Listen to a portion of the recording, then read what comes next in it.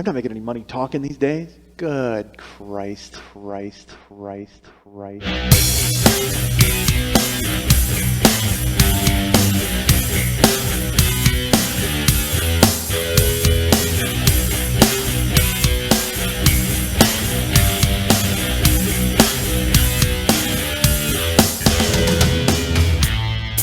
a dick, folks. I'm not gonna lie to you. Still am. I guess I am a decent guy because I'm a fucking jerk, and I'm not a jerk. Apparently, I'm a dick. I'm not an awful guy, but I've done so much ridiculous stuff. I'm an awful guy. Hey, what's happening? Mike Schmidt, 40-year-old boy podcast. How are you? I'm good. I'm really good. Hell, Christmas is right around the corner. We mentioned it in October, but guess what? That corner has crept ever closer, and now it looks like it's really here. And I'm supposed to be going home to Chicago, and then that's in play now. Isn't that tough? I might be there, but then again, it's in play. I don't like when things are in play, folks. Nobody enjoys that. I'm not going to know for sure till the end of the week. So, by all means, sit tight on that cliffhanger. I know you're all home going, fuck, I hope Mike gets home for Christmas. It's not like I'm, trapped out with the abominable looking for me or anything. I mean, I'll just stay home or I'll go home. I don't know. But let me tell you, there is nothing more delightful than chatting with the airlines about possibly having to change a ticket. Oh my God, are they understanding? Here I thought that all of Christmas cheer and things like that were a myth. I thought they had dried up. I didn't think anybody cared about being nice to anyone at this time of season or year. And then I get to talk to the good folks at United Airlines, and my frown is turned upside down as they assure me that, you know what, it's okay. If you can't go home, you get to keep half of the value of your ticket to use in the next 4 months, or you lose it entirely. Oh, what if I let you know a week ahead of time so you can book those flights, those seats? I'm sure you wouldn't mind turning them loose and getting full price for them. Yes, but we're still going to take your $150 a ticket from you. Because literally, the person I'm talking to on the other end of the line may as well just have like a cowboy hat and a handlebar fucking mustache. That's how bad they're raping me at that point. The robber barons. I'm talking to Daniel Day-Lewis from There Will Be Blood. That's who I'm talking to when I called about the fucking airlines. Oh my, furious. And they just matter of fact you to death. Where it's like, yeah, what? You thought you were gonna get your refund? I don't think so. Merry Christmas, sir. Oh, fucking infuriating. So, I mean, I don't know if I'm going. If I go, I go. But if not, who knows? It's up in the air. So, folks, please, keep your fingers crossed. I know you're all very upset and very worried about it. But, and again, it's out of my hands. It's nothing I did, unfortunately. Last week, as you all know, yes, because I'm twittering everybody with what's going on.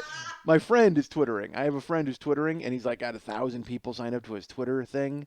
And, I don't have the wherewithal. I can barely do this once a week, let alone text that I'm going to have soup. I mean, I don't know. Who the fuck cares? Who cares about what I'm doing? Nobody at all. I get emails from people who are like, hey, maybe you should be on Facebook. I guess. I mean, maybe I should go to Facebook, I suppose, even though I'm a 41-year-old man. But twittering sounds to me that is ground zero of egotistical prick. The twittering phenomenon. It's just, I mean, I thought it was bad when people would change their mood every day on MySpace. But now, Twitter, you could just type, I'm reading a book right now. Nobody fucking cares. Throw your cell phone into the fucking ocean. That's a Twitter I read. I'm throwing my cell phone into the ocean. Fantastic. I'm on board. Because I never want to receive a Twitter from you again. The next Twitter I want to receive is glug, glug, glug, glug, glug. That's what I want. As your fucking cell phone sinks to the bottom of the ocean. Oh, unbelievable. Blogs are one thing where everybody thinks everybody's interested in what they're doing, but then the Twitter thing is the craziest. Like, who constantly wants to be updated about what their cousin is doing? Nobody. Oh my God. Stop contacting one another. Everyone, lay low for a day. Seriously, see how your life changes. It'll change for the better, I promise. If you lay low for a day and you don't talk to anyone, you're not constantly within reach of everybody, and you're not texting like a fuck up in the movies, oh my God, die. Die. If you go to a movie theater and you're texting, seriously, just go ahead and hang yourself in front of the screen. So then you're like that, that Wizard of Oz story about the guy hanging in the background. You should be that guy. That's what you do. Hang yourself in front of the screen, and then someone will take a picture of me like, look, a guy hung himself and Day the Earth Stood Still. And that guy, Mike Schmidt. because that movie was grim. Oh my God, was that movie awful? Nobody enjoyed Day the Earth Stood Still, folks. It was the day. It was the day the movie stole my $12. That's what it was. I couldn't. You give me a look on The Wizard of Oz. You don't know what that is? I don't know that one. Lily Von Stuck, by the way, is here. She is my producer and confidant. Because often I will tell her secrets. She The podcast secret. if you go online, there's a myth. If you go to Snopes, about a guy who hanged himself during The Wizard of Oz, and supposedly they filmed, and he's in the background of the actual movie. You can see him hanging from a tree. Yeah, you should check it out. So everybody go to Snopes.com and look that up. And by the way, go to Snopes.com and waste 2 days because it's the greatest. It's like you'll just sit there. There's nothing better than spending an entire day debunking myths, which is a euphemism for jerking off. Oh Christ, I was debunking myths to Skinamax all night last night. But yeah, so there's the guy who hanged himself during Wizard of Oz. There's that one, and then there's the. There's all the fun Disney ones, like the sex ones, like in Aladdin. There's a cock on the cover of The Little Mermaid in the castle. And also in Aladdin, when they throw the glitter in the air, it spells the word sex. All of this is awesome. And in the Rescuers, they're like flying on, the cartoon cats are flying on a magic carpet. I don't know what the fuck.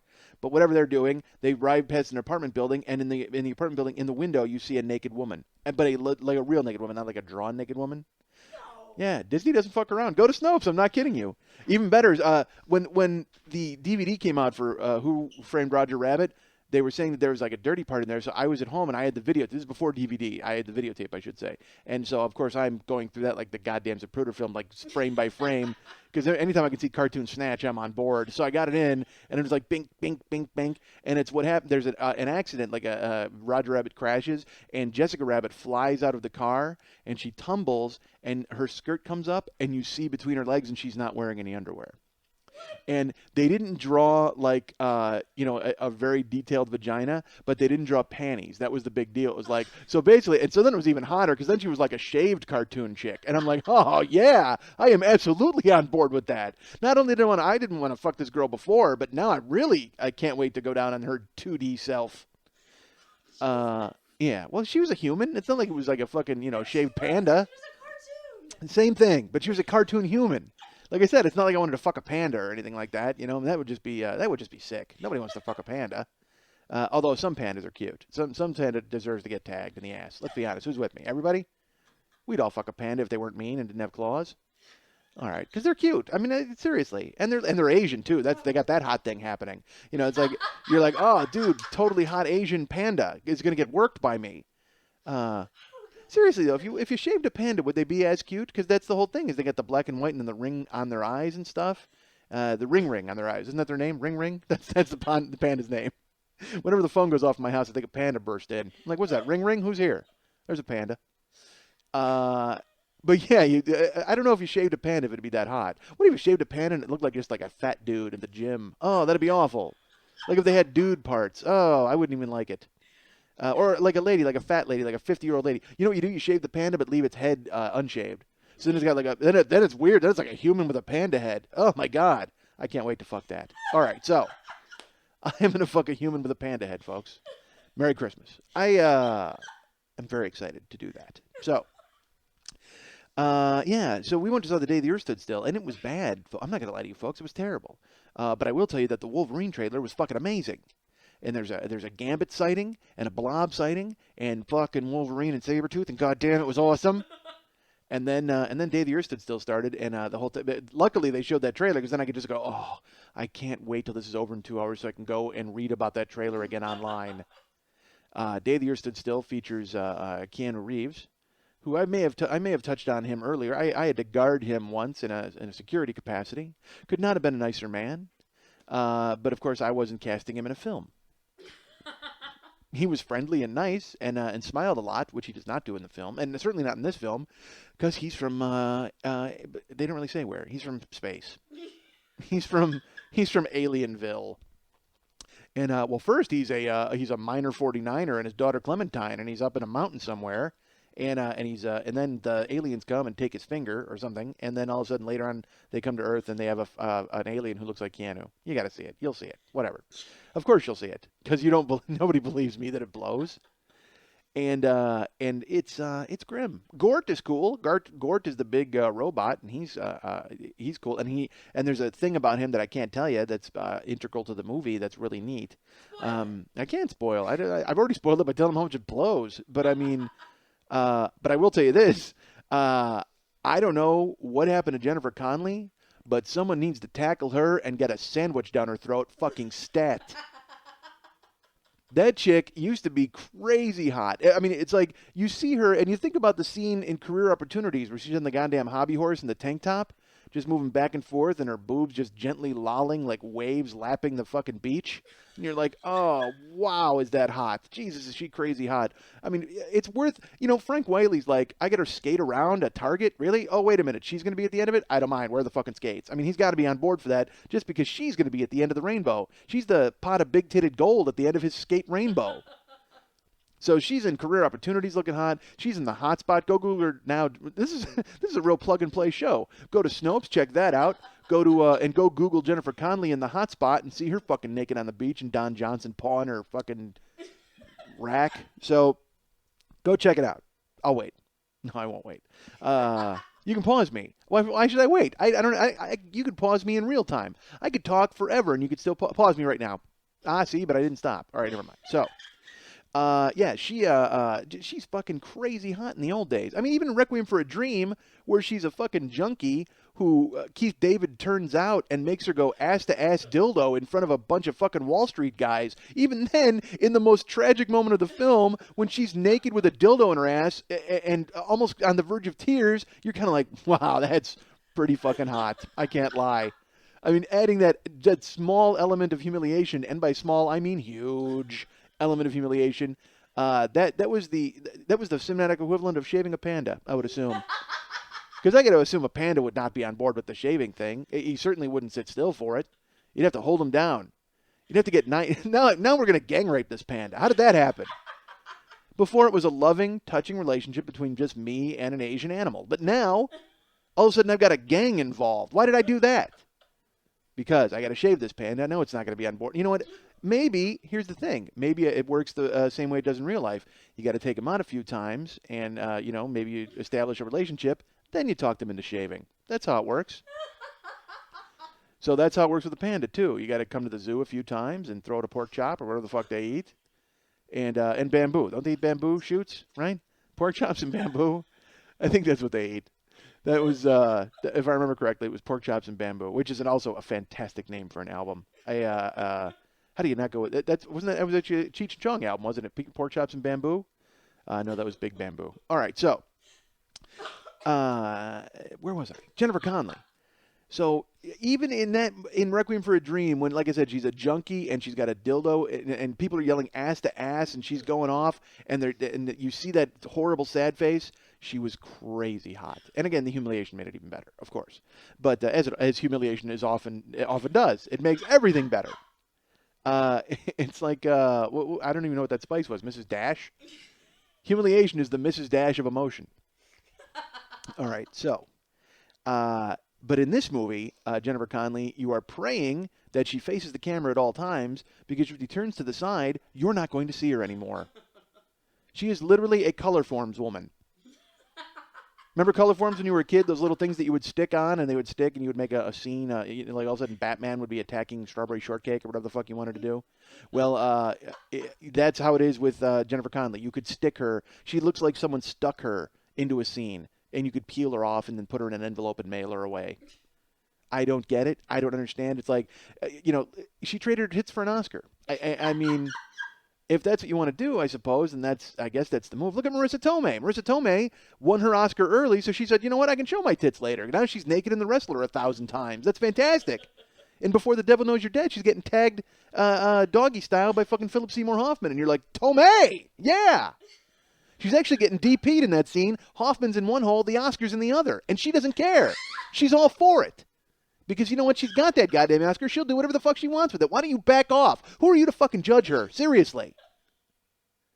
And now in The Wrestler, she's completely naked with fucking pierced nipples and looking crazy hot, even at 42, looking fantastic. She doesn't care. Meanwhile, Jennifer Connelly hasn't eaten in 4.5 years. Seriously, she subsisted entirely on a diet of tears and worry. That's it. That's all she's had for 4.5 fucking years. Why this What? hatred for Jennifer Connelly? What? It's not hatred so much as she took my toys away. All right, that's what it is. Fuck. She was hot. She was crazy hot. And I guess we've always got the internet, so I'll always be able to see her hot in the past. But nobody likes past hot. I like present hot. Jennifer Connelly should be present hot. If I'm going to see a goddamn film, especially a movie as bad as that, I want to at least be able to go, wow, look at the fucking, I wish she was naked. And not that I don't anyway. I mean, I still want to see fucking Holocaust victim Jennifer Connelly naked. You don't kid yourself. But at the same time, I just, I'd rather like to think of her the way she was on her hobby horse in a tank top than think of her getting bulldozed into a ditch.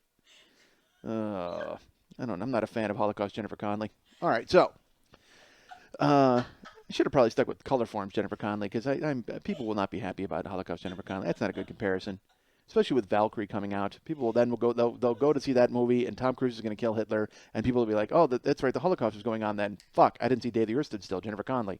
It's going to make them think that immediately. Oh, it's a weird podcast today. Oh, there. You know why? You know why it's weird? Because my wife is here. And she's walking around, and she just walked by me and rubbed her nipples because she thinks that's funny while I'm on the air. Way to go, hon. Sure, I love you too. My wife is sick and homesick, and that you can go ahead and she's homesick. That's what she is. You know what? She has a kerchief on a stick like a hobo, and her and her mangy dog are gonna go to the train tracks and gotta get a lift home because she's homesick. No, she is home ill. This week because last weekend we wound up in the emergency room. And you know what's funny? I would tell you that whole story, but unfortunately I've already told you 2 stories about the emergency room in that particular emergency room, so there's really nothing else to tell. Nobody cares that we were there, until 5:30 in the morning, and then there was a drunk person in the hallway yelling, and they had actually drug her. That's the first time I've ever seen them actually have to knock somebody out because they were disrupting everybody else in the jail, the emergency room. It felt like fucking jail. I'm not gonna lie to you folks. But yeah, my wife had to go to the emergency room again, and this time in an ambulance. Hey, that was great. I'll tell you, there's nothing better than calling the ambulance at 1:30 in the morning and trying to explain to them, look, she's not dying, so she needs a ride to the hospital in the ambulance, but could you not do all the fucking crazy bells and whistles? I mean, just come here quietly. That's fine. I'm like trying to tell the paramedics how to do their job. Look, guys, seriously, if you could just pull up and don't have the siren on or anything, and then just knock on the door nicely, because I live in an apartment complex, and I don't need, to be the talk of the fucking town for the next 10 days. Why, did Mike punch Karen? What the fuck happened? Because nobody bothers to come over and ask, because I live in an apartment building where I think I may have said hello to 3 of my neighbors in the past year, and then that's it. Everybody else is just exchanging furtive glances as they walk past you at the mailbox. Nobody trusts anybody in my apartment complex. It's weird. It's like, it's not even an apartment complex. It's like a cell block. Seriously. I'm waiting to get fucking shivved by the pool by someone up in 15. They delivered a package to my wife, and then they also had a package for apartment 26, and they asked Karen, can you hold this for them? She goes, yeah. And then today that person came to pick it up, and Karen's like, hey, yeah, FedEx dropped it off. The woman snatched it out of her hand and turned around and walked away. Didn't even say thanks.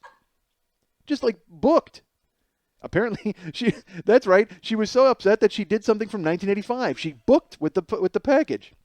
But that's who I live with. So I don't, why did I even start talking about that? I don't know. Whatever. Karen's homesick. So, the ambulance. That's why, because I didn't want to make sure the ambulance people came and gave everybody something to talk about for the next fucking 5 months. And then we went to the emergency room, and now we don't know if Karen's going to be able to go home. But she's homesick this week, but she's stir crazy at the house. So I brought her over here to Podcastville, and let me tell you, that's a decision I do not regret at all. As she sits here and walks around and stares at me and champs at the bit to get on the microphone and say something to everybody. And if I had a second headset, I could do it. But, I guess thankfully we don't have one. So unfortunately, she won't be heard from. Right? Oh, I see. We're going to do that now? All right. That's fine. You don't want to talk? Don't talk. I asked you one time to say something. Well, come here and say it in the microphone so people can hear you. Say hello, Karen. Hello, Karen. Don't put your hands on the microphone. What is wrong with you? Do you know nothing at all about communication or broadcasting? Yes, I do. All right, good. Glad to hear it. I have the better voice. Okay. Better voice. voice. Yes, you have a better voice. Get lost. No. Oh, yes, you're very nice. So, yeah, so that's her ill voice. That's she's got her throat's all messed up. That's what happened. She was swallowing fire over the weekend, and it because she wants to join the circus. No, she doesn't. None of that is true. All right, so, but she's ill, and now she's here, and so it's making it strange. I'm not going to lie to you folks, because she's homesick, which is, and I'm bad at the homesick thing. I don't know how many of you are married or in relationships, but I can admit this about myself, and I'm not telling anybody anything they don't know. Actually, I am. I'm telling all of you something you don't know. Whatever. I'm very bad with my wife getting sick. I get angry at her when she gets sick. I don't know why. I just do. I can't explain it. I don't know. I know it's not a good thing to do. And I'm taking care of her this week. I'm doing the best I can and buying cans of soup and turkey sandwiches and trying to be nice to her. But there is part of me that's just like, you know what? Just fucking get out of here. Seriously. And it's not good. I'm sure it's bad. I don't know if it's natural, but it's a weird thing even being married. Like I will, we've been together now for 15 years, and there will be times when she's asleep, and I'll look at her and I'll just be like, do I even really know this person at all? I mean, I do. You're someone you're with or you're married to or you're dating or whatever, but when you're first dating, it's weird. How do you even go to sleep with somebody? I mean, you might wind up with a goddamn, candle in your head. I mean, who the fuck knows what's going to happen to you in the middle of the night? Now I'm pretty sure we can get through the night sleeping, and we're going to get up in the morning, everything's going to be fine. But at the same time, you still think to yourself, it's such a trusting thing to be in a relationship with someone because, honestly, you could be killed at any time. You could be taking a bath and they could throw a fucking toaster in there. You could be sleeping and they fucking just smother you or fucking kill you in your sleep. I mean, it can happen at any time. I'm amazed that we trust anybody to do anything in this country. I don't know. I'm always stunned. I think so little of people, and I don't know why I am that guy. I always wonder why. I can't believe that there are football games and baseball games with all these people and nobody has shot somebody at a baseball game. How has that not happened? How has some guy not just pulled out a handgun and shot Alex Rodriguez in the chest? I don't get it. I'm not rooting for it. But I've said that before, though. Like when I saw Bob Seger, sometimes I go to concerts like that, and your mind starts to wander a little bit, and you're like, oh, well, I guess this show's okay, I suppose. But wouldn't this show be great if somebody shot Bob Seger in the face?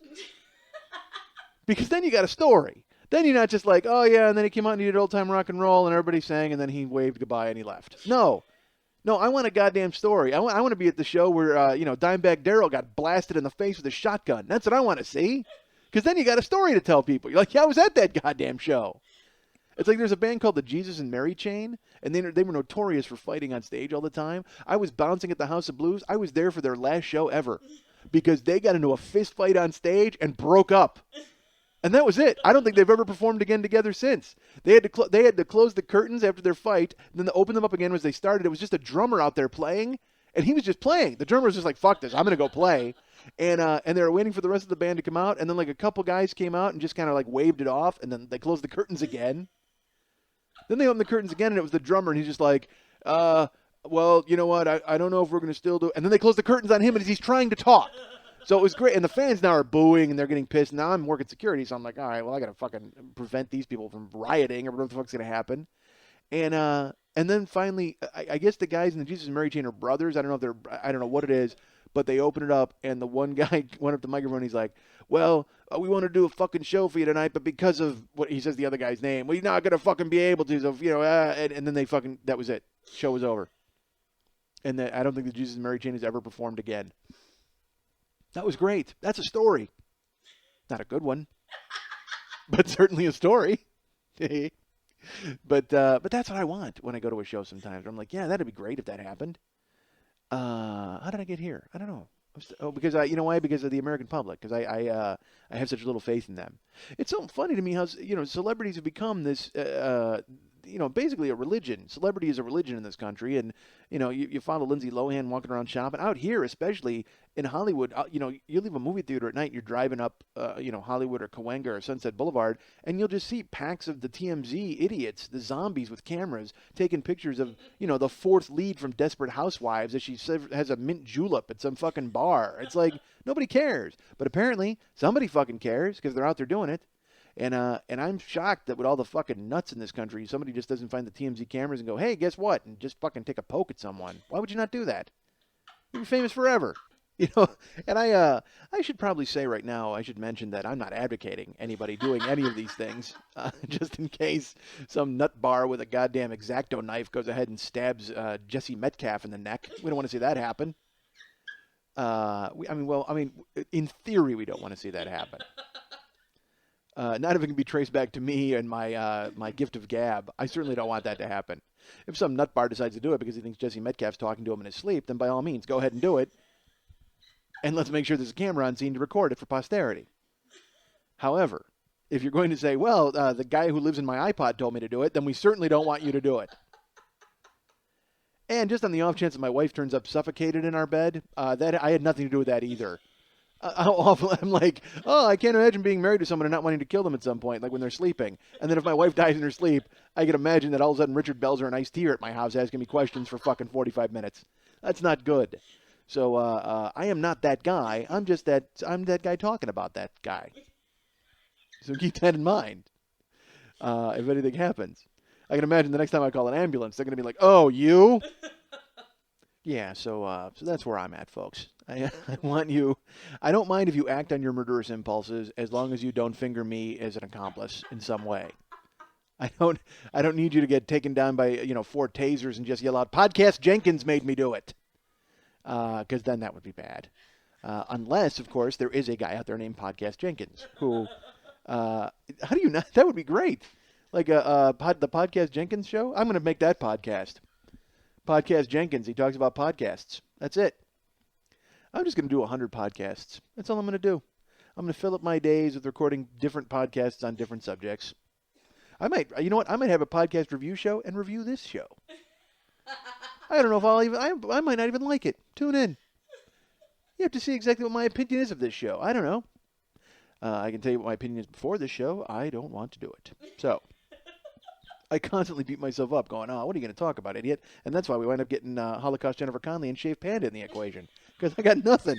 I don't know what the fuck I'm going to say. And then we wind up doing that. And then it's the equivalent of going to the circus and being on a trapeze and there not being a net. But I'm none of those people. I'm the guy in the crowd going, drop them, drop them, drop them. That's who I am. Because wouldn't you want to be at a circus and see something bad happen? That'd be fucking awesome. No, you wouldn't. I don't even want to be at the circus. Even if you promised me something bad would happen. Bullshit. Of course, if you promise something, I'm there. If you promised me something bad would happen, if just some guy, saddled up a lion and rode it into the crowd, I'm in. I want to see that happen. I want to see some guy just fucking, he rides a man-eating lion into the crowd and a baby gets eaten. I don't want to see a baby get eaten. What am I saying? I'm talking out of my ass. All right, so. Why would it have to be a baby that gets eaten? Why couldn't an old man get eaten? You know what? If you're an old man, aren't you rooting to get eaten by a lion? That's the only reason an old man goes to the circus. Because he wants to have a spectacular death. When you're an old guy, you're just like, I don't want to die infirm in a bed somewhere. I'd rather have a lion take me out in front of everybody. And then it's like on the news. And then I got a great story to tell if there is an afterlife. And if there's not, well, then the coffin's not so big. We just go ahead and you bury me in a mason jar. That's what you do because that's all that's left. After the lion gets through with me, all that's left is like 2 fingers and an eye. Boom, put it in a jar and put it in the ground. You don't even have to buy that big of a headstone. If you're an old man, that's what you're rooting for. You want a crazy, spectacular death. And when I'm old, that's what I'm going to do. I'm going to go to all sorts of dangerous fucking events and hope that shit happens to me.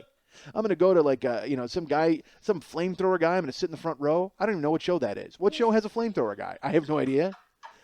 You know what I'm doing? I'm going to Cirque du Soleil and hoping some guy blows out a hamstring and goes pirouetting into the crowd and just takes my head off. That's what I want. If I'm an old guy, I'm attending everything like that and hoping terrible things happen to me. Christ, I might start doing it now. While I'm still healthy enough to ward off the lion. Maybe I do that. I go to a circus and I just wear like a meat necklace and I dare a lion to come in after me. I fucking ruin the entire circus because I walk in wearing a goddamn crown roast around my neck and I dare a lion to fucking hop the barricade. I got to sit front row though, or else there's a lot of collateral damage. The lion's got to come right for me. He's got to go, what's that, a goddamn pork chop necklace? And I'll say, yeah, because I'm waiting for a panda, because we know they enjoy them. That's why I wear pork chops. Shoo, lion, I'm here for the panda. It's a pork chop necklace with a bamboo string. I'm demanding a panda comes after me so I can pin it to the ground and shave it and fuck it. All right, that seems weird. Yeah, pandas are not safe around me. Apparently, that turns out it turns out to be one cute animal that needs to keep wearing like a coat, or not turn its back on me. Don't turn your back on me, panda. You wind up getting tagged in the can. All right, so I have a new infomercial that I like. I saw that this week. There's a product. They're like, "Hey, are you cold?" It's basically what they're saying. "Hey, are you cold? We've got a product for you." And it's a product called Snuggies. It's a blanket with sleeves. It's gorgeous. The commercial's so perfect. And again, every infomercial has to show you why the thing that you normally would use is bad. So they're like, "Are you cold? And blankets prevent you from answering the phone." What does that even mean? You mean blankets that completely fold down so your arms are free? Those are somehow something you don't want to get involved in anymore? The blanket, the most simple of inventions. "Hey, I'm cold. Throw something on me to keep me warm." That was the genesis of the blanket. All they did was they took whatever spare fabric they had and laid under it. It is the simplest tool known to man, even more simple than the spoon or the shovel. The blanket is something you don't even, it's not even a tool. You could crawl under it. That's what it is. The blanket can be made of anything. It can be made of tarp. It can be made of panda fur if you're lucky. It can be made of anything. And what you do is you crawl under it and stay warm. But no, somehow the people at Snuggies have told you that blankets are obsolete. Christ. Who wants a blanket they can lay under when you want a blanket you can wear? And then in the commercial, they've got people wearing the blankets, and they all look like members of the Heaven's Gate cult. And they show them enjoying, like they show an old man watching television, and he doesn't just look like an old man watching television. He now looks like the high grand priest of some weird cult watching television. No doubt getting orders from Xenu to tell him that his e-meter is on the fritz. So crazy looking. It looks like a weird monk's robe. It's like a fleece blanket jacket.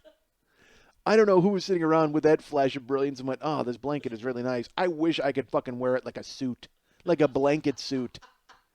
It's like that dude with the question mark suit running around, but if it was made out of a blanket. Matthew Lesko!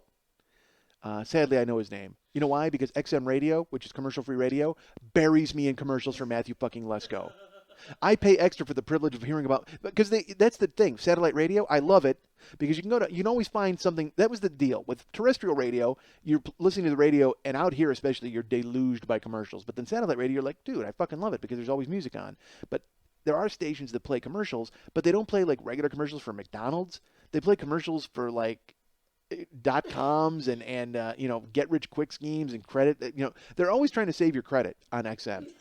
And I always have fun talking to the radio because they always come on and they go like, would you like to have more money? Yes. Are you in credit card debt? Yes, I am. Well, here's something that credit card people won't tell you. Here's something they probably don't tell me. Get rid of my satellite radio. Maybe if you weren't paying $14 a month for something that's free, you wouldn't be having credit card problems, you fuck. So, these Snuggies people, now they're attacking me via the email. I've gotten 2 emails for the Snuggies.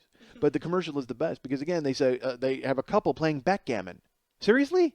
What are you, Bond villains all wrapped up in your goofy fucking monk suits and playing backgammon in your living room? And the best part of it, even better, look, I can almost understand wearing them in your homes. They show grandfathers and children and couples cooped up in their house wearing their ridiculous suits. Because you know what? When we're in your house, we all wear stupid shit. I mean, if you're trying to stay warm, you'll do anything. Sometimes, when I used to play football, we'd wear like garbage bags. We'd wear all sorts of crazy shit. Fine. In your house, it's fine. But then they show these people out at a sporting event, a family of monks. They look like, honestly, if you saw them coming at you in those suits, you'd be like, oh my God, I hope they don't have ray guns. Because they do look like weird, they look at 60s movie aliens. That's what they look like. When aliens would come to Earth and look like humans. Because in the 80s, I guess, I wouldn't say 60s movie. Because, you know what, Day of the Earth is still, Keanu, he looks like a human and he comes to Earth as an alien. Right? It was a 60s film, originally. It was a remake, yeah. Yeah, they could have fucked it up, though, and given him, like, an antenna or something. Should have done that. They should have aliened him up a little bit. Give him, make him green or something. If he would have been green, then I'm on board. Then, green Keanu. That actually sounds like something you get at Jamba Juice. Oh, please. I'd like the green Keanu. That sounds fantastic. Folks. Hey, you know what? By the way, we have a sponsor. I forgot to mention that at the beginning of the show. We have a sponsor, and I'll just throw it to them right now. Let's hear from our sponsor. Hey, Billy, guess what I got for Christmas? What? Chocolate Legos. I got a pointy bicycle seat. I got Ass Gum. I got Bastard Land. Ooh, Islamic Play-Doh. Ho, ho, ho, that's right, kids. The Island of Misfit Toys is spreading Christmas cheer around the world with its new line of products. This year featuring Voodoo Chicken Foot, Hermaphrodite Robot, a Box of Teeth, Hungry Hungry Faggot, Corn Phone, Tumor Skis, a Grave Full of Snickers, Guacamole Pops, a Teddy Bear Carcass, Horn of Nothing, Dead Leaf Bingo, a Pork Chop Maze, Ants in the Scrotum, Scurvy Winks, Felt Logs, My Lisping Pony, Cactus Toss, Maggot Farm, Sew Me a Lunch, X's, O's, and more X's, Cool Whip the Hat, Let's Eat a Dime, Kevin Spacey made out of earwax, Ben Franklin's Hand, and Gay Battleship. Oh boy, a Tickle Me Dahmer. I got a Fingerprint Cindy. I got a lesbian tea set. Look at this. Vitamins shaped like Asia. Shh, it's a snoring Nixon. New products from the Island of Misfit Toys, available at charlieinthebox.com. Wow. That was nice of them to come on board for Christmas. That was the thing. I was like, I heard that they're looking to sponsor me, and I said, fantastic. I contacted them immediately. I will tell you, do not go to the website at the end of that of our sponsor's commercial, because apparently they weren't able to secure the rights to that website, and now there's a band that has it. So, as hard as they, and by they, of course, I mean me, tried, they were unable to secure the rights to said website. So please, but by all means, consider that product. All right, so. An idiot. I can't even fake that. I'm a moron. I did this. I went and did Lily Von Stup's burlesque extravaganza Monday Night Tease this week. That was fun. It was the Muppet Show. And and it was a bunch of naked chicks running around looking like Muppets. That's not really weird for the 8-year-old boy in you. Oh, really, Panda Shaver? Yeah.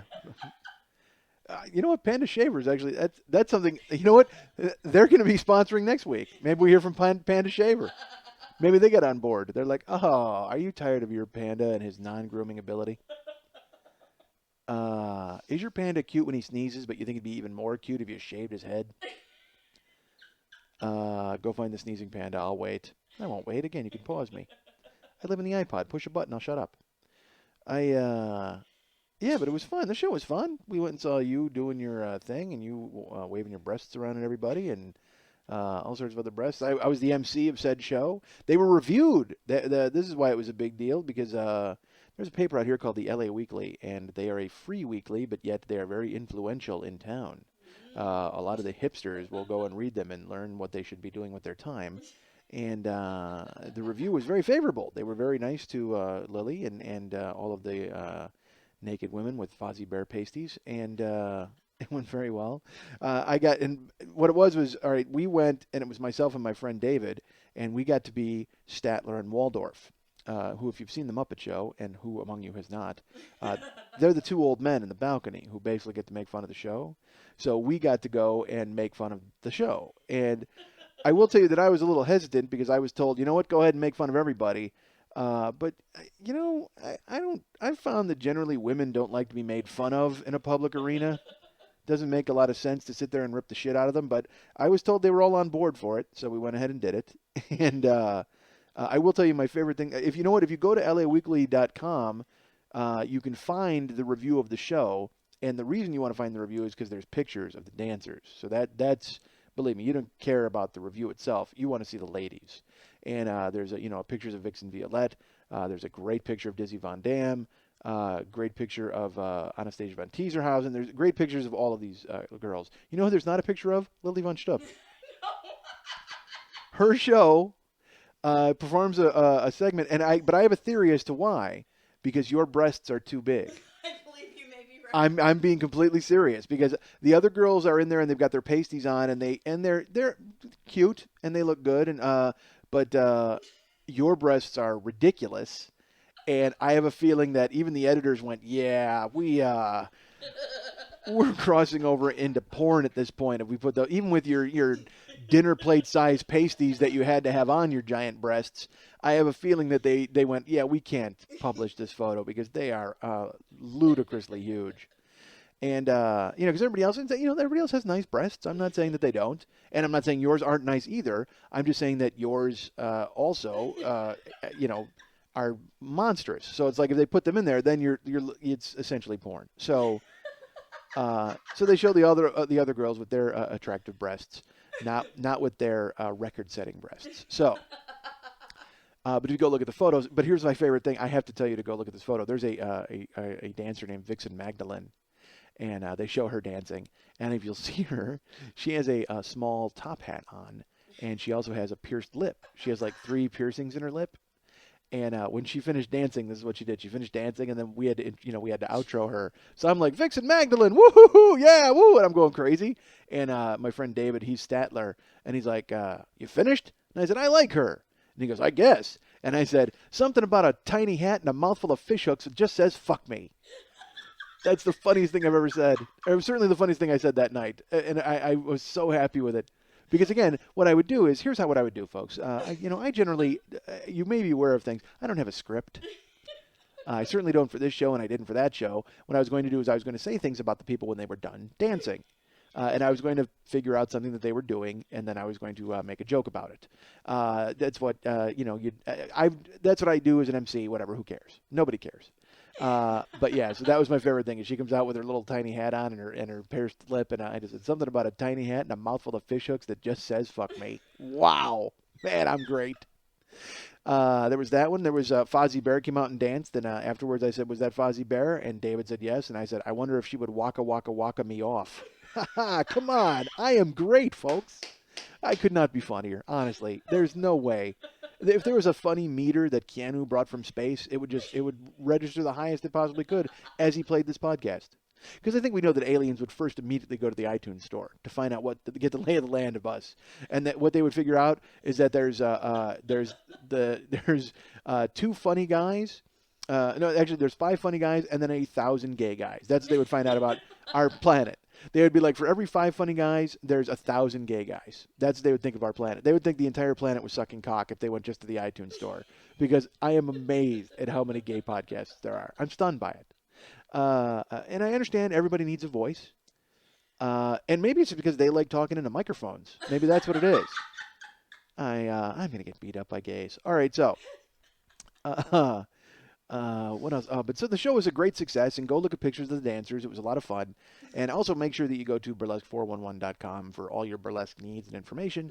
And remember that every Monday night is the Monday Night Tease at the 3 clubs in Hollywood. Yeah, we need to start plugging that. It's stupid that I don't. I for weeks now, and by weeks, what am I, 25 with you easily? 30? This is episode 39, folks. So yeah, so the big 40th coming up. I don't know what the hell that means. It means nothing. But fuck, for 39, my wife is here walking around. So, what could possibly be in store for 40? 30? Hookers? Hookers for 40. We should have done a live broadcast from Burlesque a Go-Go, whatever the fuck it was the other day. Muppet Burlesque. And here's what I did. We did a little setup after Miss Piggy danced, and I had David. David said to me, he goes, Waldorf. I said, yes, Statler. He said, are you Jewish? I said, I am. He said, do you keep it kosher? I said, I do, but I can tell you that there's one piece of ham I wouldn't mind eating. Ha ha ha! Come on, filthy. Oh, people, come on. Lux Lacroix came out and danced around in a rat suit. A guy named Rizzo, and she danced to Dre Day, which is a song by Dr. Dre, and with the chorus, never hesitate to put a nigger on his back, which is Snoop Dogg saying it, and he says it much more eloquently than I do. I say it, and it sounds like you should arrest me, quite frankly, but when Snoop says it, it's very musical. And when she finished dancing, I said to David, I said, oh, that was great. And he said, yeah. And I said, I remember the episode of Sesame Street where they played that song. And he said, yeah. I said, it was the one where Oscar got hit in a drive-by. I said, never hesitate to put a grouch on his back. Come on, folks. Why weren't you there? I'm recreating my genius for you because I am that kind of guy. I have no triumphs in my life, so I have to relive the past. I can't just push forward. I have to go, look back. Look at what I used to do that was funny and great. Now what am I doing? Talking about shaved pandas and making my wife make a face. And then I had to stop here in the middle, and my wife walks over. She goes, "Oh, you guys stopped?" And I said, "Yeah." She goes, "You're talking about shaved pandas?" And she goes, "Yeah." I said, "Yeah." And she goes, "Well, men like that." I said, "Men like what?" She goes, "They like watching animals have sex." Well, no, we don't. Who told you that? What makes you think of that? She goes, "Well, but on the internet, like, they want to see men having sex with animals." No, we really don't. I like that even less than than animals having sex. Men having sex with animals, unfortunately, I've stumbled onto it on occasion. Sure, I've sat through it apparently a few times. Oh, and by the way, I got to thank the guy who sent me the worst Xtube clip of all time. A couple weeks ago, I talked about Blowjob from the Past and about how it looked like a hostage film, and the woman basically should have held up a newspaper with that day's date to prove that she was being held captive. And she looked like she was the most unwilling sex participant of all time. And by the way, Xtube should ought to just call itself Fat Amateurs. That's what they should call it. Because every fat girl in the world is taping themselves sucking a guy off. I don't know how that happened. I don't know if they went to Overeaters Anonymous and passed out flyers, but for some reason, every fat girl in the world has decided to tape themselves blowing a guy and put it on Xtube. Fantastic. But then this guy sent me an email, and he's like, "Hey, this is absolutely the worst tube you'll ever see, the worst clip you'll ever see on Xtube. And you don't need to tell me twice." I immediately hop over. And there's just something about seeing a woman shoot apples out of her ass that isn't as attractive as it should be. What? It was horrible. Again, those kind of things, when you see them, I've seen terrible things on the internet, folks. I saw Daniel Pearl get his head cut off. I mean, I've seen all of those terrible clips. And yet when I see those clips where a girl is supposedly enjoying herself, I don't know where it progressed to that point. At what point in sex are you guys going at it? And then you're like, hey, you know what? It's hard enough to talk a woman into getting filmed. Okay? And then when you broach the subject of putting fruit in her ass, that's not a banana? Because I can understand if you brought up the banana and you're like, look, it's at least shaped like a cock. Let's try it. Okay, I'm on board with the banana. Like somehow, in a fit of whimsy, she goes, all right, put a banana in my ass. I'm all for it. And then you're like, wouldn't it be great if we filmed you putting the banana in your ass? Yes. She said yes. Get the camera, get the banana, and clear your calendar because you're about to make a film for the ages. However, when it gets to the point when you're so bored with the banana that you go, hey, you know what? Let's start putting things in your ass that wouldn't fit. Then you need to stop. You need to take a step back and get back to cuddling. Because I don't think that and again, they can't possibly be married. There's no way you're married to that girl. Because how do you look at that woman over pancakes once you saw her shooting apples out of her ass? That does not make for a cozy breakfast nook. Particularly, and especially, how do you even eat apple pie with that girl ever again without making a smirk? But yeah, it's a woman. And not just shooting apples out of her ass. She's got like 4 apples in her ass and shoots them out one at a time. Like there's 4 in there at once. She's loaded. Like she's like a Gatling gun of apples in her ass. I mean, she's ready to just fucking and they come, and sure enough, they just come popping out, folks. And then her ass looks like a 2-car garage at the end of it, with just a pile of apples all over. And I'm like, thanks. This guy said it to me, and he warned me. I mean, it's not on him. It is absolutely not on him. He said this is the worst thing you'll ever see on Xtube. And I immediately said, I didn't even finish the email. I didn't even know it was a guy who sent it. Could have been a lady. Could have been an animal. Could have been. So, you know what? Wouldn't it be funny if it was the person in the clip? If they listened to this podcast, you know what? She did have earbuds in as she was going to town with the apples. Maybe she's listening to me talking about a pie eating contest. Oh, God. So she can be closer to me. She put some apples in her ass. Wow, this is weird. That would be so. That's crazy. What if that happened? Oh man. That's what I want. All of these, anybody who's out there, make an Xtube clip of yourself and post it on Xtube and mention my name. That's all you got to do. Just like be going at it and fucking in some parked car or in a parking lot somewhere, or going at it at the stands in a baseball game, and just say, you know what, Mike Schmidt, the 40-year-old boy. That's all you got to say.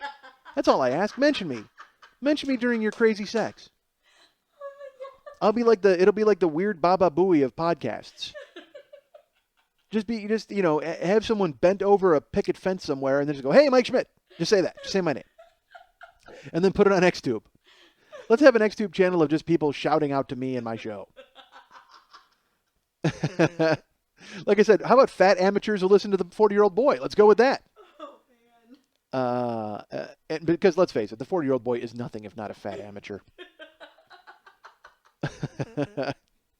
Yeah, I think this is the plan. This is but yeah, that guy sent it to me, and I said, all right, I'll go check it out. And then just apples rolling out of this lady like she was a conveyor belt. But even weirder, like not just, she didn't shoot him out like like Canon style, like they came at the camera and knocked it over. That would be awesome. I got to be honest. If she shoots them out with any sort of velocity, that's the greatest clip on Xtube. There's nothing wrong with that. Then it's like then it's a trick. You know what I do? I go buy a front row ticket to see if she shoots apples out of her ass with a velocity. I buy a front row ticket so I die that way. Again, I want to die in a crazy way. And what better way is there to die than getting hit with a fast apple out of somebody's ass? That's a great way to die. Dude, I just took an apple to the jaw out of somebody's ass and it fucking knocked me cold. That's beautiful. Oh, yeah. I should not have the internet. They should not have invented it. Because that's all I knew was find terrible stuff. Oh. I stopped. I actually stopped, man. Because it's like you wind up, you click, click, click, click, click, click, click, click. And then all of a sudden you're like, wow, somebody's got a phone in their vagina. How the fuck did that happen? And why am I here?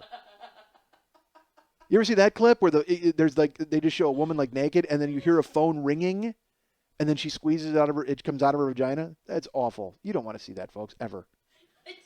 No, you don't. You sent me something horrible. You want to hear that? Lily Von Stupp sent me something terrible. She's like, hey, take a look at this. And I open it up, and it's some website where women fight and humiliate one another.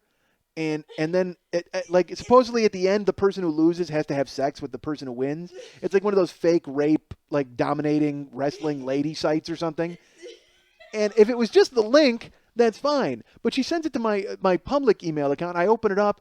And it's just a woman standing on her head, bent over with her legs spread, and another woman basically going bowling ball on her, if you know what I'm talking about. She was getting her in a hold. A hold, yeah. She was getting her in a Vulcan nerve pinch in the vaginal area. Well, She went crazy shocker on her, basically.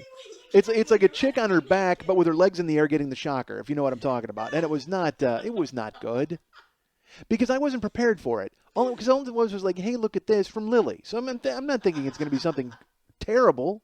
And I open it up, and it's awful. And then part of me looks at it and goes, is this her? I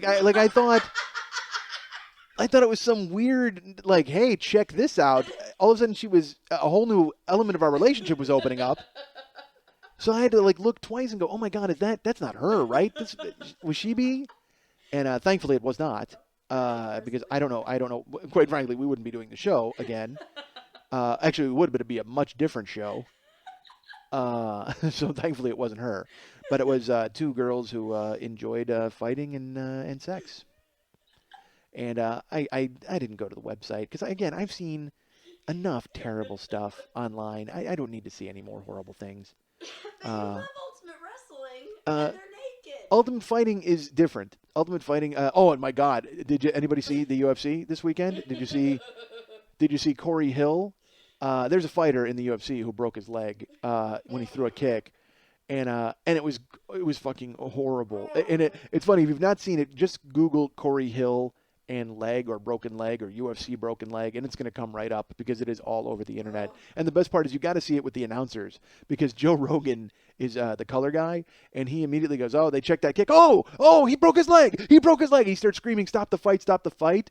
And then he has nothing else to say because they're trying to tend, to the fighter. And he just goes, oh, man. Oh, man. He says it like 5 times. And the best is the 5th one when he just goes, oh, man. Like he is, because there's nothing else to say because it is one of the worst. It's like, seriously, 1 second the guy's a human being, and then he throws a kick, and his leg turns into the spinner from Twister. Like it just starts flopping around, and it's just left foot green, right leg broken. That's exactly what the fuck happens to him. And even worse, all right, I've never, I broke my hand in a fight and stuff before. I've done that. But he throws the kick, his leg breaks, and then his weight is coming forward, So he puts his weight on the broken bone. Like, I can't even imagine how they're going to put this guy back together. I mean, this guy was straight Humpty Dumpty in front of everybody. I don't know how that fucking leg's going to get fixed. They said he's out for 18 months. I'm like, that guy, he's just cut his losses and never fight again. Because the thing is, he's really skinny. That's the deal. That's one of the reasons why his leg broke, because he's a big welterweight. He's like a 6'4" welterweight, which means, he's 170 pounds, which means he's a beanpole. And, he doesn't have the musculature to support that sort of kick. I don't know what the fuck I'm talking about. I'm not a doctor. But all I know is he's fucking skinny. Let's put it that way. This guy's skinny, and his leg just fucking snapped in half, and it was brutal. And then, it was a brutal night of fights, because that was on the undercard. It didn't even make TV, but they showed it on the internet. But on TV, there's a guy fighting, and he gets caught in an armbar, and the guy starts to tweak his arm, and he won't tap. This fighter, Faraz El-Hassan, I think is his name, or Hassan, he won't tap. So Steve Cantwell is the other fighter. He just fucking cranks the armbar up and snaps the guy's arm in half. You just see his elbow get fucking bent completely up, and the whole arena just goes, oh! And then the referee stops the fight. The guy never tapped. So he's obviously a monster from the future, sent here to lose fights. But but the funniest part is Steve Cantwell jumps up and he starts going, I broke it. And he starts motioning that he broke the guy's arm. And he's like, yeah, I broke it. Like, he's all excited. And then they interview him afterwards, and he goes, man, I can't tell you how long I've been waiting to do that. Oh, my God. And you wonder why I love Ultimate Fighting. I can't tell you how long I've been waiting to do that. This guy's only like 23. I'm going to guess 23 years. That's how long you've been waiting to do that. Fuck, I know I've been waiting 41 years to do it. Still haven't done it. I remember when I trained for a year, trained mixed martial arts. And, I would get brutalized. Because that was the thing, is I was a beginner. So I was just basically cannon fodder for these guys. All they would do, all the guys who were good would just be like, I got him. And they would just fucking whip the shit out of me. Anybody my size, anybody smaller than me, I could, fend off pretty well. And I could wrestle and stay on top of. The thing is, we couldn't throw punches, but we had to throw kicks. Well, I could throw kicks, but there was I fought a guy once who, the best way I could describe him is, any of your wives or girlfriends would leave you immediately if they saw this guy. This guy was like 6'4", 6'5", muscles, so many muscles you could see his 8-pack through his Under Armour shirt. That's how fucking ripped this guy was. And he was Dutch. And he was dark complexion. He was gorgeous. I'm not gonna lie, the guy was fucking gorgeous. And then on top of it, he could whip the shit out of you anytime he wanted to. Because I had to spar with this guy, and we were trading kicks, and we were supposed to do side kicks. He was kicking me in the head, but pulling his kick. Like, he would get as close as he could. That's how much control this guy had. He would fire a kick at my head and stop an inch out, and then put his foot back down. And he was telling me, he's like, well, you can learn how to defend, a head kick by putting your hand up. And I'm like, I can learn how to defend a head kick by you not kicking me in the fucking head. How about you just tell me to put my hand up? But then he's kicking me, and we're kicking each other, and we're sparring. So then he kicks me, and I catch his kick, and I barrel roll him, like kind of anaconda roll him, onto the ground, and I landed on top of him. And I was like, yeah, all right, I got this. And he then stood up, because that was the thing, is we were just sparring to conclusion. We weren't sparring, we weren't rolling for a minute or 2 minutes. We were just, rolling in stand up and whatever. We were basically rolling to conclusion, which means you were fighting, and the second something happened, you stop. So then we stood up, and he decided that he didn't need to check his kicks anymore. And he didn't need to pull his kicks anymore. And he just started blasting me in the fucking legs and the side. And he's kicking me hard. And the thing is, you can't complain. You're training in a sport where it's all about discipline and pain. And so you can't just go, I got to get up tomorrow morning and, no, you got to because I even told the guy, I go, look, I'm not made of glass. I don't mind fucking rolling around. Because, they tell you right up front, they go, look, we're going to go at it. And it's like, that's what I really wanted. I wanted to get fucking crazy until you run into the fucking Dutch cyborg who's gonna fucking blast your legs into oblivion, and he did, boy. He just to the point where I could not walk. Adrenaline kept me going the rest of class, as he had just waylaid my leg. But then I got to my car, and I had to pull myself into my car and drive home, and then I had to drag my right leg into my house. And as Karen will tell you, I just sat there on a chair, just like I sat in the shower and let the shower run on me as I sat in the bathtub, and got cleaned up, and then went and I couldn't move. And it was yeah. So I couldn't go to class for like a week, and then I went back to class after a week, and I told the guy I was sparring with, I go, look, do me a favor, easy on the kicks, because I literally just missed a week of class because I was hammered into oblivion by fucking Horst von Soot. I don't think that's his name, but still. And then this guy, of course, because he was smaller than me, decided he was going to push the big guy around, and he just started blasting me with kicks too. But that was fine, because then I got in close and I got my hands on him, and I just fucking lifted him up and landed on top of him and just fucking, put all my weight on him. I hurt a guy bad one time in class. There was a guy, he was trying to cinch a rear naked choke on me, and he was behind me, and he's trying to cinch the choke, and you just keep your chin down as you're defending the choke. And I'm on my hands and knees, and he's on my back, and he gets the hooks in, which means he gets his legs curled into my thighs, and he's holding onto my back, and he's trying to get the choke going. So I had one defense, and I stood up, and I held his hands, and I threw all my weight back as hard as I could, and I landed on top of the guy. Oh. And this was a guy who he probably only weighed like 190. So, and I weighed, at the time, I was around 270. And I came down full flush on this guy, and you heard him just go, whoa! And then he couldn't breathe, and he couldn't move. And it was funny, because then I turn around, I go, dude, are you okay? And he's like, and the teacher comes over and goes, that was awesome, Mike. That was exactly what you should have done in that point. And I go, I don't want to hurt somebody. We all paid to take this class. He goes, fuck that. That's exactly what you're supposed to do in that point. And you got out of it, didn't you? And I'm like, well, yeah, I got out of it. He's like, exactly. Fuck yeah. And he gives me like a fist pound.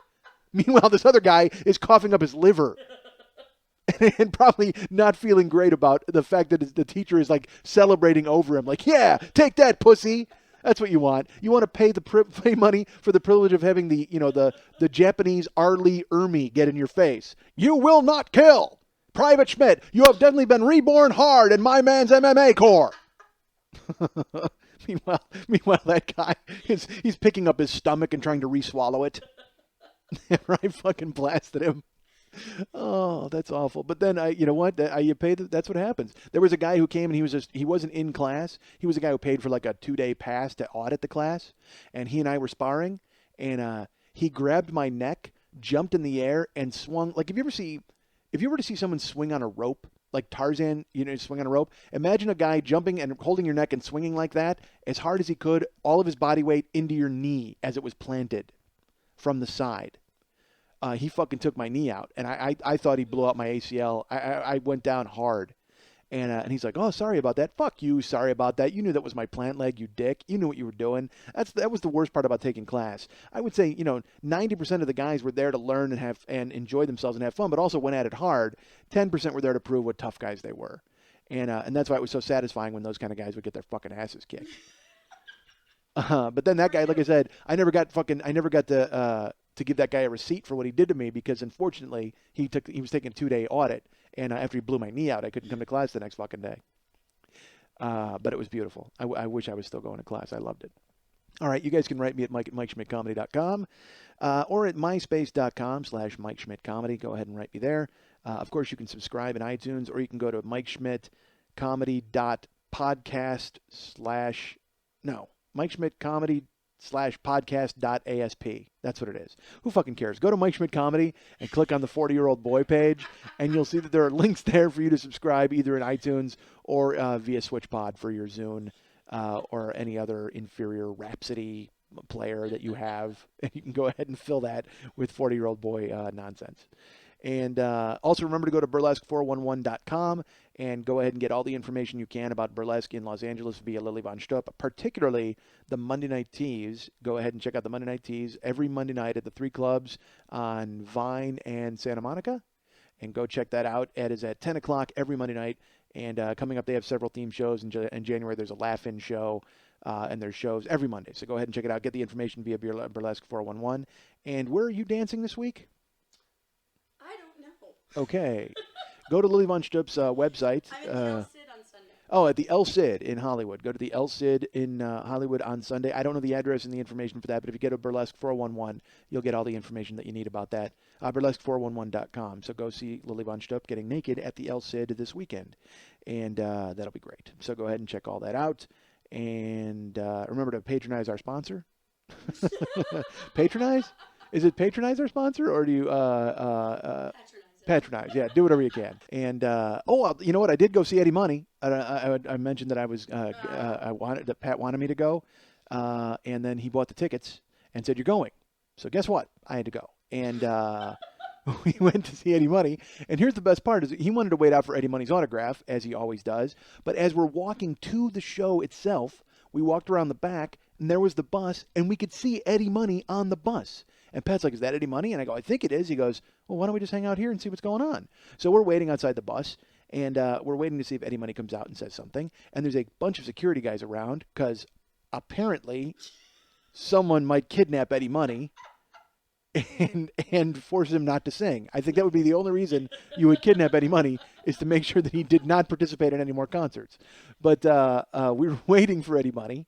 And finally, the security, again, there's people walking up to the bus, and they're like, "Hey, Eddie, and all the show's at 9, so people are walking away, and security's chasing everybody away. We're just lurking with an album, and Pat's got the No Control album. And he says to me, he goes, "You know what? There's only one place to sign the cover of this album, and it's right here, because there's a white wall on the album. It's Eddie Money standing in front of a white wall. That's the only place to sign it." He goes, "If Eddie Money signs anywhere else, he's fucking brain dead." So that's going to be our big test of Eddie Money. His IQ test is where he signs. So all of a sudden, for some reason, security gets distracted, and like 3 of them go one way, 2 of them go the other. The door opens, Eddie Money walks off the bus. And it's just Eddie Money and me and Pat. And Pat walks right up to him, and he goes, "Hey, Eddie, can I get a signature from you?" "Yeah, pal, no problem." And he's signing him. And we have a history of, we don't know what to say at that point. Like, nobody knows what to say to guys signing, because Pat will always go to him. And so Pat says to him, he goes, looking forward to a great show, looking forward to a good show tonight. And Eddie Money goes, "It's going to be a great one." And Pat goes, "I've been a big, big fan for many, many years." Which is funny and silly, but it doesn't top the one that I said when we went and saw Journey. We went and saw Journey with Jeff Scott Soto as the lead singer. Jeff Scott Soto is a journeyman singer. He's been a guy who's sung with a bunch of bands his entire career and never really hit it big. He's big in Europe. He's like that kind of guy. But then he got his big chance with Journey. Like, he got hired to replace Steve Augeri when Steve Augeri got sick. And already you guys are bored of this fucking story. But I don't care. Jeff Scott Soto is with Journey. We get backstage at Journey, and we're there. It's the show with Journey and Billy Idol and Cheap Trick and a bunch of 80s bands. So we're walking around. Jeff Scott Soto walks out, because there's a meet and greet with Journey. That's the whole point. We walk over. There's just, all we're meeting and greeting is Jeff Scott Soto, because Neil Schon and everybody else has decided to get lost. So Jeff Scott Soto comes walking down. I walk up to him, and I go, "Hey, Jeff." He walks up, and I go, "We're all really proud of you, man." And I shook his hand. Who the fuck is proud of Jeff Scott Soto? Why? It makes no sense. What? We're proud of you because you get to go sing Steve Perry's songs? It's so stupid. And Pardo never let me forget it. He's just like, "Oh, you're really proud of Jeff Scott Soto, are you?" "Yes, I'm proud of him because I'm stupid and didn't know what to say." What am I supposed to say to him? "Hey, journeyman singer, lucky you got a break." But the funniest part is, while Pardo and I are talking to Jeff Scott Soto, Pat disappears. Because Pat wasn't content to stay in the meet and greet area. Pat went actually into the backstage area. And Billy Idol's on stage, and Jimmy and I lose Pat completely. We expect to go around and just see Pat playing a tambourine with fucking Billy Idol on stage. We didn't know what Pat was doing. Pat takes his albums and disappears into the bowels of the stage, and I'm sure he's back there eating crudités with Steve Stevens. I don't know what the fuck is going on, but he was in pursuit of autographs. So, but at Eddie Money, it wasn't that hard. He didn't have to disappear or snake into anything. Pat just goes up to Eddie Money. And the thing is, I'm from a distance. I don't even approach. I let Pat do his thing. And all I see is Eddie Money's hand making the craziest gestures, like the biggest. I'm like, is he coloring in the album cover? Is he painting it black? What is he fucking doing? But he signs this fucking crazy thing. And then he goes to get back on the bus. And then Pat walks over, shows me the signature. It's the best signature he's ever gotten. And on the white wall, Eddie Money, a perfect Eddie Money. It's going to be framed, and it looks fantastic. And, if you care about Eddie Money or would want it, it's the best piece of Eddie Money memorabilia you could ever have. And then Eddie goes back on the bus, and we're wondering why the show isn't starting, because it's like, the show's supposed to start at 9. A car pulls up, and this hot girl gets off. She's really young, and she's got spiked boots. And she goes to get on the bus, and I look at Pat. I go, "Oh man!" I go, "Eddie, what? Eddie's gonna get worked before the show? Is that what's happening?" I picture Eddie Money in there, and he's like, "Hey guys, has Heather shown up to walk on my back with the spiked boots yet? Because the show doesn't start until she does." So that chick gets on the bus, and then we go and we drop off the album cover in my car. Luckily, which means we don't have to stand out in the cold after the goddamn show. It's over. We've gotten the signature. Now we can just relax and enjoy Eddie Money. And by enjoy, I mean tolerate. So we go into the bar, and this girl comes on stage. She's the opening act, Eddie Money's daughter. The girl I speculated was blowing Eddie Money before the show, that's his daughter. And she comes out and does her thing, and then Eddie Money does his thing, and brings back the 70s to Agoura Hills for like an hour and a half. And Eddie Money talks during his songs like it's the craziest thing. He opens with 2 Tickets to Paradise, and he sings it, and he keeps going, "Who wants to go with Eddie Money to Mexico?" Like he's just saying things like that, like this weird mental patient, and he's doing it all show long. And then like even an hour into the show, he's like, "I got 2 tickets to Paradise. Who's going with me?" Well, you told us about those right in the beginning of the show. We're not as excited because, quite frankly, you revealed that earlier in the show that you have 2 tickets to Paradise. But it was great. I got to admit, he sounded exactly like he sounded back in the 70s and 80s. He sounded fantastic. So it was well worth it. We had a great time, great autograph, and we had a good time. And speaking of the 70s, we have another sponsor for today's show. So I'm going to let our sponsor take us out of the show. And again, please, by all means, go ahead and buy everything that you can from our sponsors because they have worked very diligently and very hard to get their products out there. And especially the Christmas season, go ahead and get whatever you can from these folks and go ahead and brighten somebody's day with something that they weren't expecting, something that they never thought they'd get, something that is a unique, one-of-a-kind gift that you can only get via the sponsors of this show. And God knows, if they're sponsoring this show, they've got to be someone very important. So by all means, get behind them, get everything you can to go ahead and support them, and maybe, just maybe, you'll be able to get them.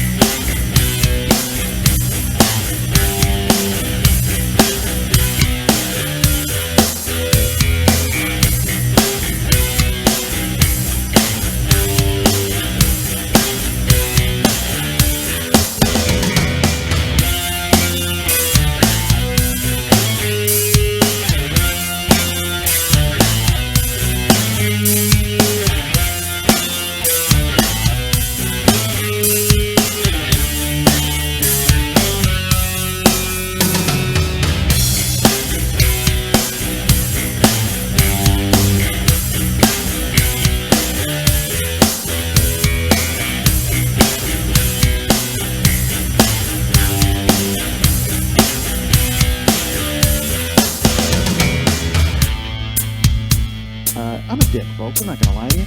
I'm a decent guy because I am a jerk. And I'm not a jerk. Man, I'm an awful guy. I'm not an awful guy.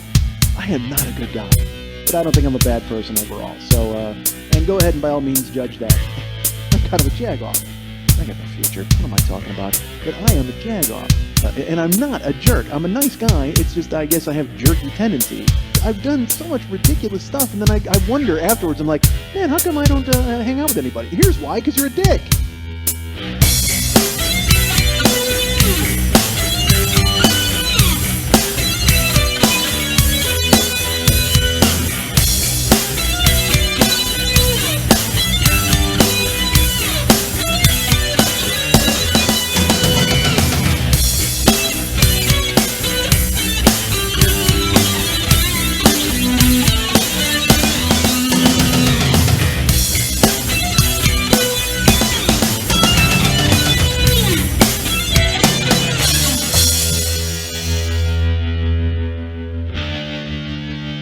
You're finished. You're finished. You're finished. You're finished. You're finished. You're finished. You're finished. You're finished. You're finished. You're finished.